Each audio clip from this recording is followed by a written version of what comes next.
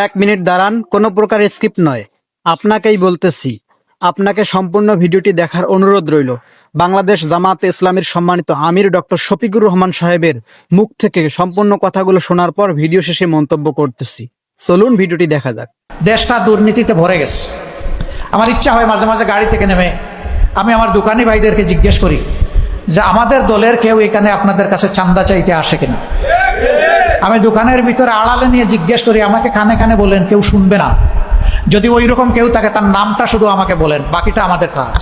আমার ইচ্ছা হয় আমি গিয়ে জিজ্ঞেস করবো মানুষগুলোকে, সময়ের অভাবে পারি না।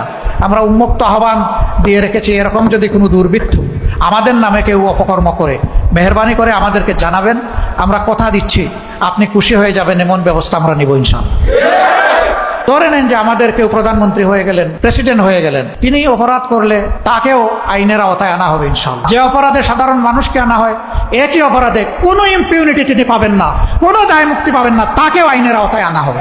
আমরা কারো আধিপত্য আমরা মেনে নিব না, কোনো হেজিমনি আমরা স্বীকার করব না। এখানে আধিপত্য একমাত্র আল্লাহ রাব্বুল আলামিনের।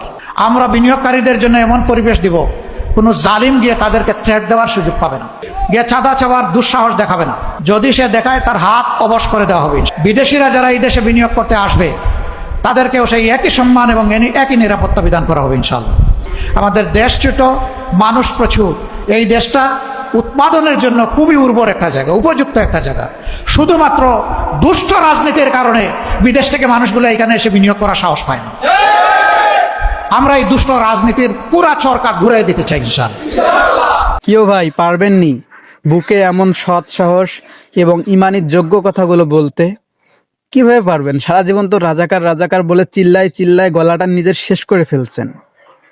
শুনুন, বাংলাদেশ জামাত ইসলামের প্রতিটা কর্মীদের নিয়ে সমালোচনা করার আগে একটুবার রিসার্চ করুন তারা কোথা থেকে উঠে এসেছে।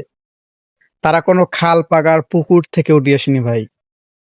তারা এসেছে মহান রবের সেই মহান হুকুম, আল্লাহর জমিনে আল্লাহর বিধান অনুযায়ী দিনকে কায়েম করার জন্য, সুষম বন্টন চালু করার জন্য, যেটাতে ন্যায় নীতি ইনসাফ থাকবে, কোনো অন্যায় থাকবে না, জুলুম থাকবে না, রাহাজারি থাকবে না।